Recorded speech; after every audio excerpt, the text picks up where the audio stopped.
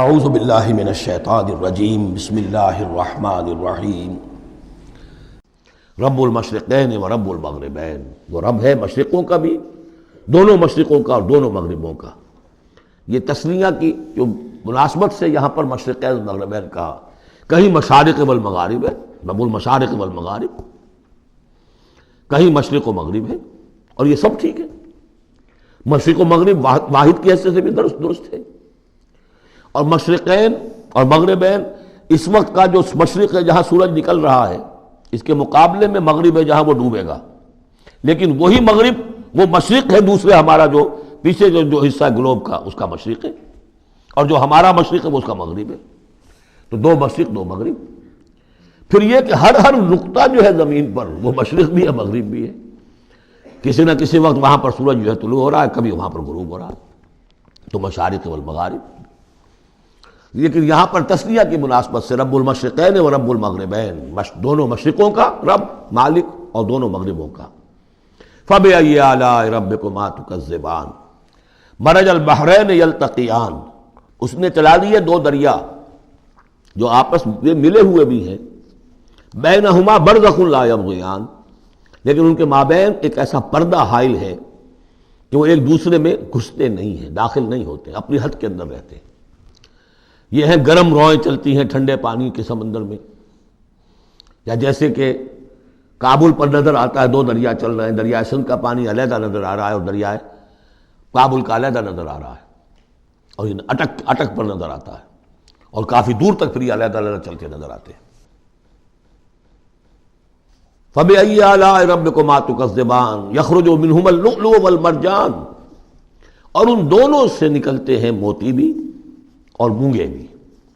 فَبِأَيِّ آلَاءِ رَبِّكُمَا تُكَذِّبَانِ وَلَهُ الْجَوَارِ الْمُنشَآتُ فِي الْبَحْرِ كَالْأَعْلَامِ، اور اس کے لیے ہی ہیں، اللہ ہی کی ملکیت ہے وہ پہاڑ جیسے جہاز، جوار المنشآت جو اونچے کھڑے رہتے ہیں اور سمندر میں ایسے ہوتے ہیں جیسے پہاڑ۔ پچھلے زمانے میں بھی تو اگرچہ بادبانی ہوتے تھے، لیکن جب بادبان کھل جاتے تھے تو بڑی اونچی جو ہے بادبان ہوتے تھے ان کے، پہاڑ کی طرح، پہاڑی ہیں چھوٹی چھوٹی، اور آج جو کچھ چلتے ہیں بڑے بڑے جہاز، ان کو جو دیکھیں تو واقعی وہ پہاڑ ہوتے ہیں سمندر میں۔ فَبِأَيِّ آلَاءِ رَبِّكُمَا تُكَذِّبَانِ كُلُّ مَنْ عَلَيْهَا فَانٍ۔ اب یہ جو یہاں آئی ہیں اب تک آیات، اللہ کی صنائی، اللہ کی قدرت نوٹ کریں گے جب ہم سورہ واقعہ پڑھیں گے۔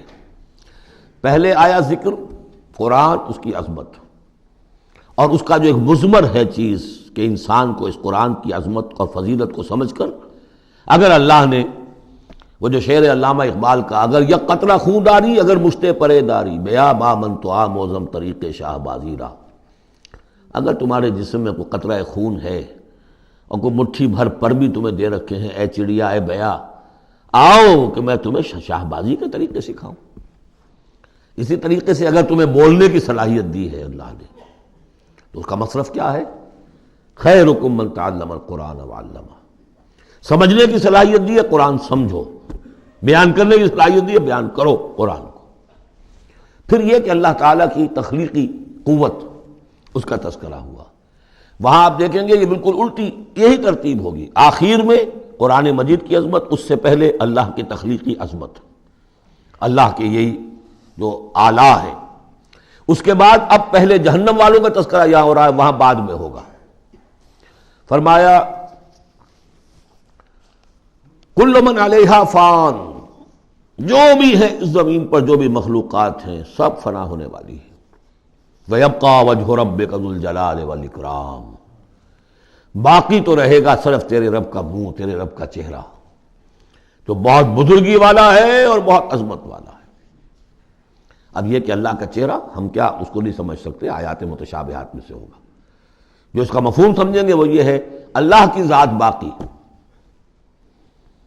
باقی سب چیز اللہ تعالیٰ کے سوا سب فانی، پوٹینشلی سب فانی ہے، اپنے طور پر سب کسی کا وجود جو ہے اپنے بل پر قائم نہیں ہے۔ اللہ جب تک قائم رکھے تو در حقیقت وہ خود اپنے بل پر قائم نہیں ہے، وہ تو اللہ تعالیٰ نے ان کو قائم رکھا ہوا ہے۔ کل من علیہا فان، اللہ باقی من کل فان، اللہ ہی باقی ہے، باقی تمام فانی ہے۔ وَيَبْقَى وَجْهُ رَبِّكَ ذُو الْجَلَالِ وَالْإِكْرَامِ فَبِأَيِّ آلَاءِ رَبِّكُمَا تُكَذِّبَانِ يَسْأَلُهُ مَنْ فِي السَّمَاوَاتِ وَالْأَرْضِ، جو بھی ہیں آسمان اور زمین میں وہ سب اس کے در کے سوالی ہیں، اسی سے مانگ رہے ہیں۔ وجود بھی ملا ہے اسی سے، حیات کسی کے پاس ہے دی ہوئی ہے اسی کی، کوئی صلاحیت ہے تو دی ہوئی ہے اسی کی، کوئی ذہانت ہے تو دی ہوئی ہے اسی کی، روز کا رزق جو آ رہا ہے اسی کا عطا کرنا، ہر ایک سائل ہے۔ جو سورہ محمد میں ہم نے پڑھا کہ تم سب فقراء ہو واللہ هو الغنی وانتم الفقراء، تم سب کے سب محتاج ہو، تمہارا وجود مستعار، تمہاری حیات مستعار، تمہیں علم جو دیا اس نے دیا جتنا دیا، ولا یحیطون بشیء من علمہ الا بما شاء، تو تمہاری کیفیت یہ ہے۔ یسألہ من فی السماوات والارض، اسی سے مانگتا ہے جو بھی ہے آسمانوں میں اور زمین میں۔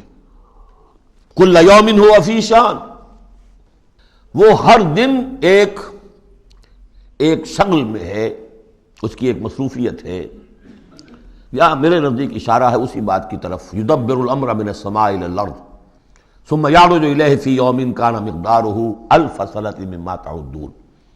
تدبیر امر ہے، ایک دن کی تدبیر وہ کرتا ہے، کیا کچھ اگرچہ وہ ایک دن اس کا 1000 سال کا ہے، اس میں کیا کیا ہونا ہے، کس طرح سے ہونا ہے، پھر وہ احکام کی تنفیذ ہوتی ہے، پھر اس کی رپورٹ ہے، اس کو واپس جاتی ہے۔ تو کل یوم ہوا فی شان، وہ کوئی ایک یوں سمجھیے کہ کوئی اسٹیٹک کوئی حقیقت نہیں ہے، خود اس کی مصروفیات، کل یوم ہوا فی شان، نئی شان کے ساتھ اس کا ظہور ہوتا ہے۔ کل یوم ہوا فی شان فبأی آلاء ربکما تکذبان سنفرغ لکم ایھا الثقلان۔ اب یہاں پر کھل کر بات کی کہ یہ تکذبان کیوں کہا جا رہا ہے، ہم جلد ہی فارغ ہو جائیں گے تمہارے لیے، اے دو بھاری قافلوں، اے انسانوں کا قافلہ اور اے جنات کے قافلے۔ ابھی جو ہے اس کائنات کو ہم نے چلایا ہوا ہے، ابھی مہلتیں ہم نے دے رکھی ہیں، وقت مقرر کیا ہوا ہے، اجل مسمى ہے اس کائنات کی بھی اور ہر قوم کی بھی، لکل امت اجل، ہر امت کے لیے بھی ایک اجل ہے، ہر ایک فرد کی اجل ہے، وہ سب ہے، لیکن عنقریب۔ فبأي آلاء ربكما تكذبان، تو اے جنات اور اے انسانوں کی جماعتوں، تم اپنے رب کی کن کن نعمتوں کا اور کن کن صنائیوں کا، کن کن قدرتوں کا انکار کرو گے۔ صدق اللہ العظیم۔